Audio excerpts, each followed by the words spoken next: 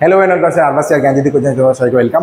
তোমাদের group theory discuss করছিলাম, যারা যারা তোমার থার্ড সেমিস্টারে আছো তোমাদের গ্রুপ থিওরি সম্পর্কে আমি অনেক কিছু ডিসকাস করেছি। অনেক জিনিস গ্রুপ থিওরি সম্পর্কে আমি বলতে পারো অনেক ভিডিও দিয়েছি, তোমার সেই ভিডিওগুলোকে দেখো।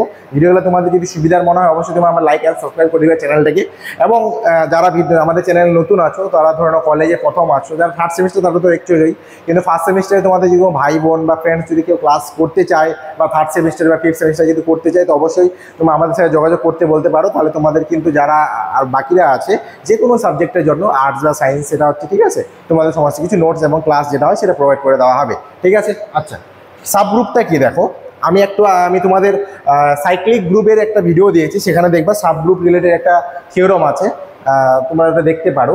আর যেটা সাবগ্রুপ সেটাও একটু বলে দিই কি দেওয়া হয়। সাবগ্রুপ জিনিসটা কি, a non empty subset of S the group G is a subgroup. তার মানে একটা নন এমটি সাবসেট যেটা এস অফ দ্য গ্রুপ, ধরলাম যে ওদের মধ্যে একটা গ্রুপ আছে, মানে এস যেটা আছে গ্রুপ জি এর মধ্যে আছে, এই যে subgroup of G if S is A group under, এই জায়গাটা ভালো মতো দেখো, এসটা যদি একটা গ্রুপ আন্ডার বাইনারি অপারেশন হয় অন জি, তার মানে হচ্ছে এই এস, তার মানে টোটাল কোশ্চেনটার মধ্যে জি আছে, তার মধ্যে একটা সাবগ্রুপ আমি এস ধরলাম।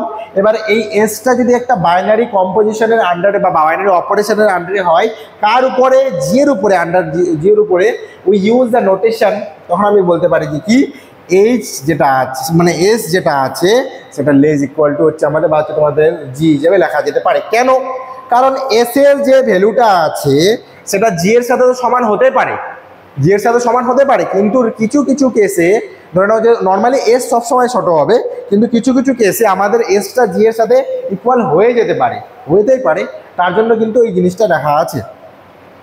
আচ্ছা, এখানে একটা ফর্মুলা মানে থিওরাম আছে, এটা দেখো, a subset of S group G is a subgroup of G if and only if. এবার ইফ অ্যান্ড অনলি ইফ মানে ব্যাপারটা কি, ওয়ান দেখাইতে বলছে এস এর মধ্যে বিলং করছে, এ এস এর মধ্যে বিলং করছে, এ ইনভার্স এর মধ্যে বিলং করছে, এ বি যদি বেস বিলং করে এটা বিলং করে। কিন্তু এখানে একটা জিনিস লক্ষ্য করো, যদি তুমি একটা জিনিসের ক্ষেত্রে যে ধরে নাও এক নম্বরটা প্রমাণ করো, এক নম্বরটাকে প্রমাণ করার সাথে তোমাকে এক নম্বর সাহায্য নিয়ে দুই নম্বর প্রমাণ করতে হবে, দুই নম্বর সাহায্য নিয়ে তোমার তিন নম্বর প্রমাণ করতে হবে, তিন নম্বর সাহায্য নিয়ে এক নম্বর প্রমাণ করতে হবে। এটাই হচ্ছে আমাদের ইকুইভ্যালেন্ট রিলেশন দিয়ে আমাদের একটার সাথে আরেকটা যখন কানেকশন করাই, মানে ইফ অ্যান্ড অনলি ইফ এসে, তখন আমাদের কিন্তু এভাবে অঙ্কটা করতে হয়, ঠিক আছে। আচ্ছা, ওটা একটা প্রপার্টি হিসেবে দেখে নিও। আজকে একটা থিওরাম তোমাদের বলে দিই কি দেওয়া আছে। If S is a subset of a group G then S is a subgroup of G, যেটা আমরা একটু আগে পড়লাম। If and only if S is a non empty and whenever a comma B belongs to S there exist a b to the power, মানে যেটা আছে ইনভার্সের পোর্শনটা -1, সেটা কিন্তু এস এর মধ্যে বিলং করবে।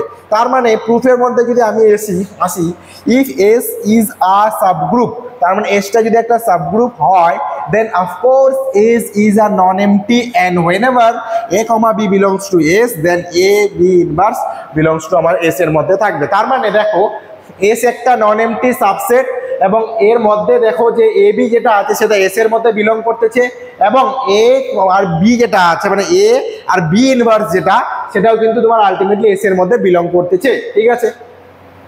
Conversely, suppose S is a non-empty subset of the group G such that whenever A, B belongs to S, then A, B যেটা আমাদের inverse portion belongs to S, we use the theorem. তার মানে ওই প্রথম থিওরামটা use করে যদি আমি বলতে পারি এ যদি এস এর মধ্যে বিলং করে, তাহলে অবভিয়াসলি এ ইনভার্সের পোর্শনটাও কিন্তু তার মধ্যে বিলং করবে।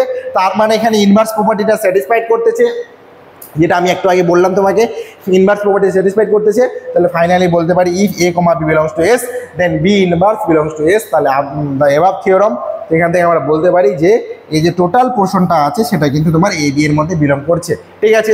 গ্রুপ থিওরিটা এমন একটা পেপার যেমন বুঝতে সোজা, আবার তুমি বুঝতে যদি পারো খুব সোজা, আবার যদি ধরতে না পারো খুবই কঠিন, ব্যাপার হচ্ছে এটা। তো গ্রুপ থিওরিটা একটু ভালো মতো বোঝার চেষ্টা করো জিনিসগুলো। যদি অসুবিধা হয় তোমরা অনলাইন আমাদের ক্লাসটা যোগাযোগ করতে পারো, বা অনলাইন ক্লাসটা তোমরা নিতে পারো, অথবা নোটসও নিতে পারো, যেটা তোমাদের পসিবিলিটি আছে, যেটা তোমাদের সুবিধা হবে সেভাবে তোমরা নিতে পারো, ঠিক আছে। এমন করবা না যে তোমাদের যে পেপারগুলো জেগে আছে, তোমাদের তো পরীক্ষা লাস্ট 10 দিনের পরীক্ষা দিয়ে আমি উতরাই দিব, তোমরা তো অ্যাটলিস্ট 2টা সেমিস্টার পরীক্ষা দিয়েছো, তো সেখান থেকে তোমরা আইডিয়াটা পেয়েছো যে কি, যে নর্মালি আমি যখন ফার্স্ট সেমিস্টার দিলাম, সেকেন্ড সেমিস্টার দিলাম, তখন কিন্তু কোশ্চিনের যে প্যাটার্ন বা হচ্ছে নর্মালি যেভাবে তোমাদের প্রস্তুতি থাকে তার প্রস্তুতির উপরে তোমাদের নিট ফল কী আসছে সেটাও কিন্তু তোমরা যেবার চেক করো, দেখো যে কী হচ্ছে অ্যাকচুয়ালি। কারণ ক্লাস 11-12 থেকে কিন্তু হাজার গুণ ডিফারেন্স ক্লাস তোমাদের কলেজের ম্যাথস, এটা কিন্তু আমি বারবার বলি, ঠিক আছে। তো এটা যথেষ্টভাবে সিনসিয়ারলি জিনিসটাকে নাও, যারা মেজরে আছো অথবা মাইনরে আছো তাদেরও বলি আমি একই কথা।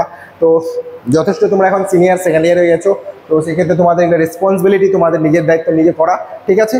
আর মোটামুটি তোমাদের আজকে এই গ্রুপের এগুলো জিনিস বলে দিলাম। তার মানে তোমাদের আমি গ্রুপের অনেক কিছু ভিডিও দিয়েছি, সাইক্লিক গ্রুপের একটা ভিডিও দেওয়া আছে, সাব গ্রুপের সাথে ওটা গিয়ে দেখতে পারো।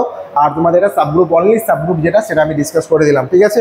আরও যদি ভিডিও দিব আমি খুব তাড়াতাড়ি, তোমরা যদি কেউ কোনো ডাউটস থাকে মানে এই পেপারটা নিয়ে বা ধরে নাও যে এই জিনিসগুলো নিয়ে, তো অবশ্যই যোগাযোগ করতে পারো।